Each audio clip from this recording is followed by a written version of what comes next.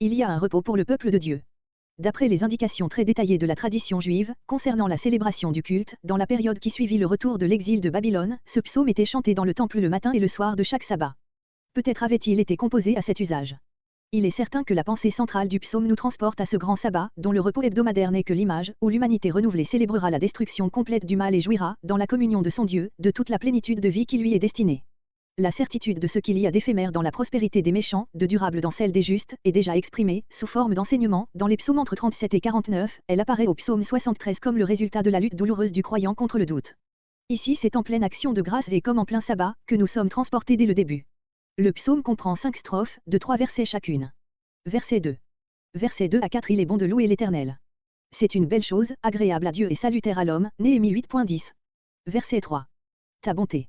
Ce n'est pas sans intention que la bonté, la grâce est nommée avec le matin et la fidélité avec les nuits.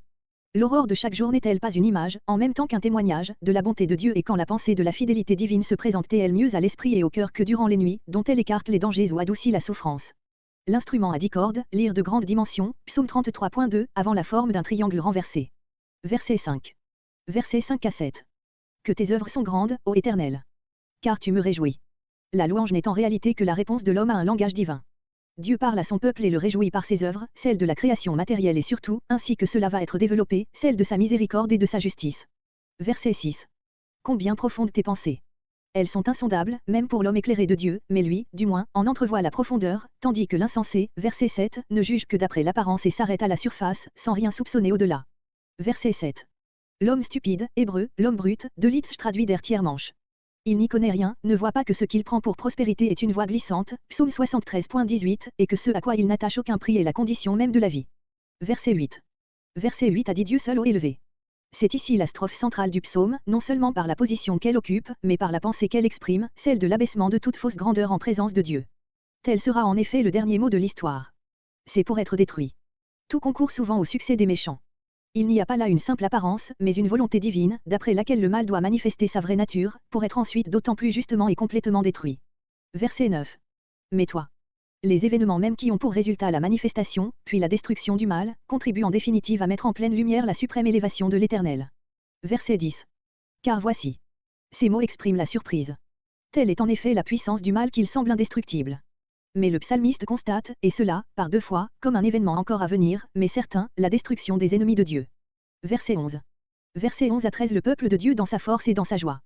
Cette élévation de la race sainte est la conséquence immédiate de la ruine des méchants, qui l'ont opprimé. Devançant les temps, le psalmiste voit déjà son peuple revêtu d'une force nouvelle.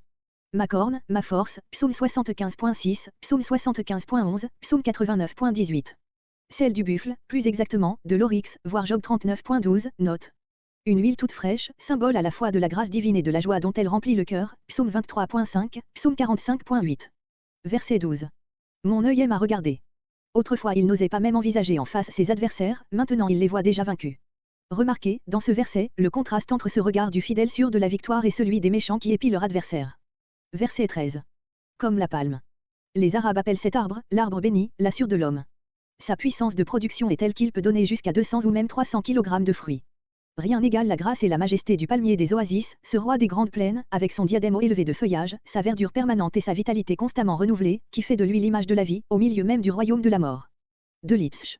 Le cèdre, le roi des montagnes de Syrie, résistant au frimas, comme le palmier à l'ardeur du soleil. La prospérité durable du juste fait contraste avec la croissance rapide, mais éphémère du méchant. Verset 14. Verset 14 à 16 Plénitude de vie, à la gloire de Dieu. Planté. Il s'agit ici des fidèles, qui viennent d'être comparés aux palmiers du désert et aux cèdres du Liban et qui le sont ici, semble-t-il, aux arbres qui ombrageaient les cours de la maison de l'Éternel. Monsieur Félix Bovette, parlant du sanctuaire mahométan, le haram, qui occupe actuellement l'emplacement du temple de Jérusalem, s'exprime en ces termes, le fidèle musulman y passe souvent des journées entières, absorbé dans la contemplation, accroupi à l'ombre bienfaisante des grands cyprès, promenant sa vue sur les montagnes et les vallées qui déroulent devant lui leur splendide panorama et jouissant surtout du bonheur d'être là véritablement en terre sainte, sans que l'aspect importun d'un infidèle risque de souiller ses regards. Quand je rencontrais des musulmans se dirigeant vers cet antique sanctuaire des Israélites ou que je les apercevais de loin sur les pelouses du haram, la vie religieuse des anciens âges, telle que la représente la Bible, se retraçait vivement à moi. Je songeais à la belle image sous laquelle un psalmiste nous représente les justes pareils à ces arbres toujours verts, qui, plantés dans la maison de l'Éternel, fleurissent dans les parvis de notre Dieu, voyage en terre sainte, page 203. Verset 15. Ils porteront des fruits. On pourrait traduire aussi, ils pousseront des djettes.